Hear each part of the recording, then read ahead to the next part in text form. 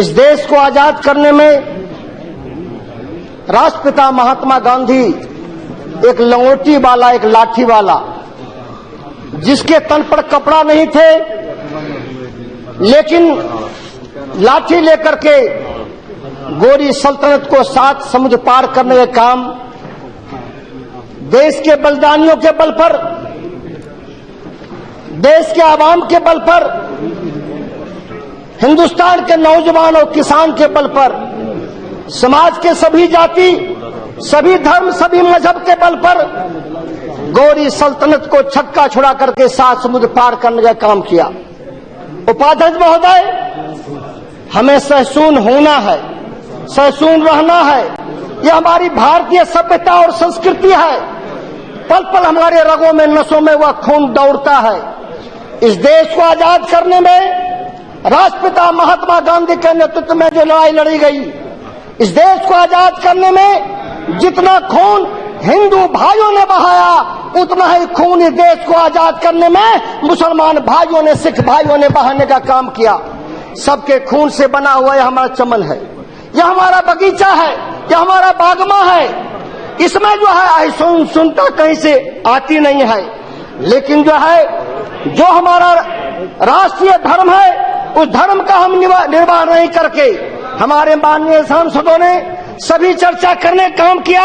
जो भड़काऊ बयान दिए गए उसकी चर्चा हम बार बार नहीं दोहराएंगे, लेकिन जो है आप नाम लेंगे तो बोलेंगे कि नाम नहीं लेना चाहिए, लेकिन जो है जिनके हाथ में जो आज भारत के निजाम बने हैं, लेकिन निजाम का मियाज नहीं बदला है। आज जो है वीके सिंह का बयान देश के लिए दुखद है, शर्मसार कर रहा है, दुनिया में हमारा माथा झुका रहा है कि एक दलित की तुलना बाबा भीमराव अम्बेडकर जो संविधान देता है, गरीब परिवार से आते हैं, महार जातियात से आते हैं, दलित परिवार से आते हैं, उस संविधान निर्माता के एक जो है बिरादरी को आप कहते हैं कुत्ते से तुलना करते हैं, डूब मरना चाहिए। ये बहुत बड़ा जो है अन्याय है। आज जो है योगी आदित्यनाथ जी कहते हैं कि शाहरुख खान हाफिज सईद की भाषा बोलते हैं, और अगर जो है उनका फिल्म भी कोई देखने वाला नहीं है।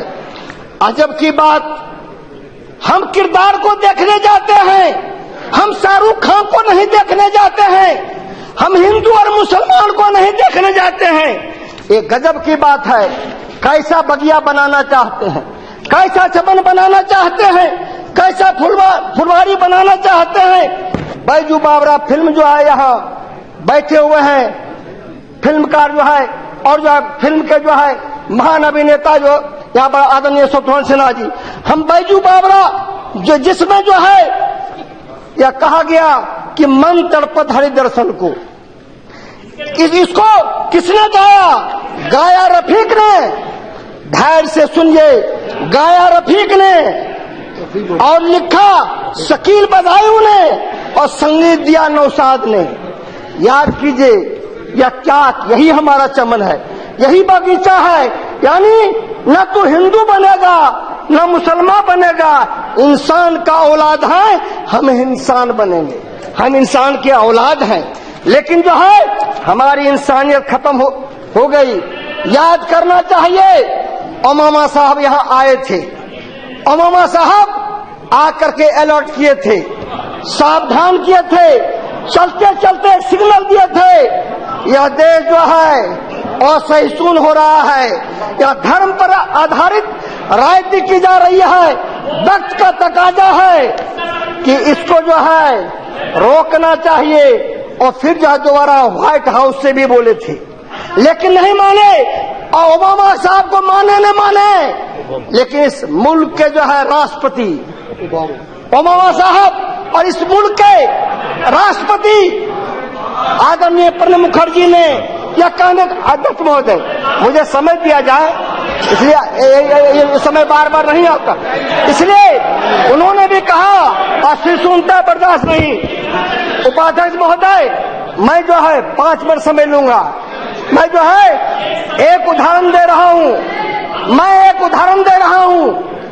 Bunch of thought, bunch of thought RSS के सरसंचालक एमएस गोलवलकर जी का।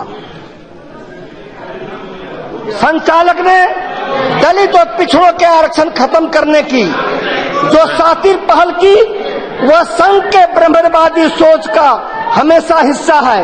सन 1966 में, आज से लगभग 50 साल पहले, इनके गुरुजी गोलवलकर ने दलितों एवं पिछड़ों के लिए अपने पत्र में, अपने किताब में लिखा, सिर्फ जाति के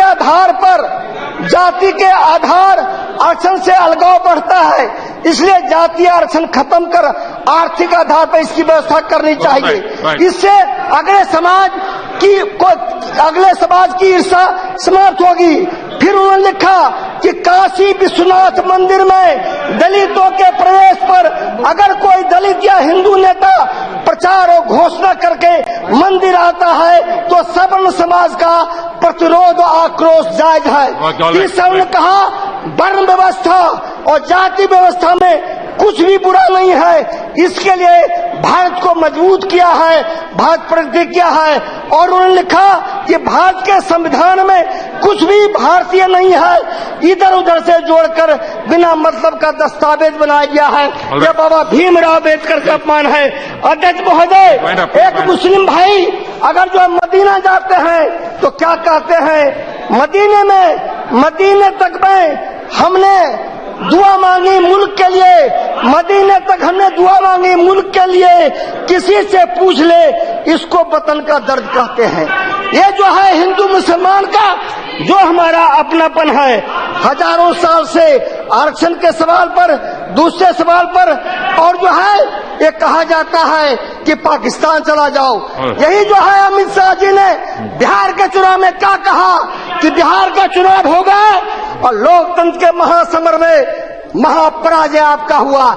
इन्हीं कारणों से पराजय हुआ। अमित शाह जी ने कहा कि अगर बिहार में चुनाव जीतेंगे तो पाकिस्तान में जो है पटाखा छूटेगा।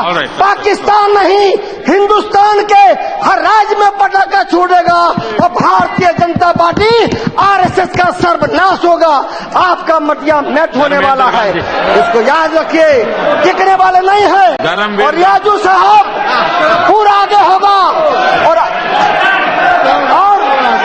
महागठबंधन की सरकार बनी, आदरणीय लालू जी, आदरणीय नीतीश जी के नेतृत्व में, और महागठबंधन का जिन्हें धागा प्रेम का मत तोड़ो चटकाए, टूटे तो न जुटे तो गांठ पड़ जाए, या बगिया एक है, हिंदू मुस्लिम भाई भाई।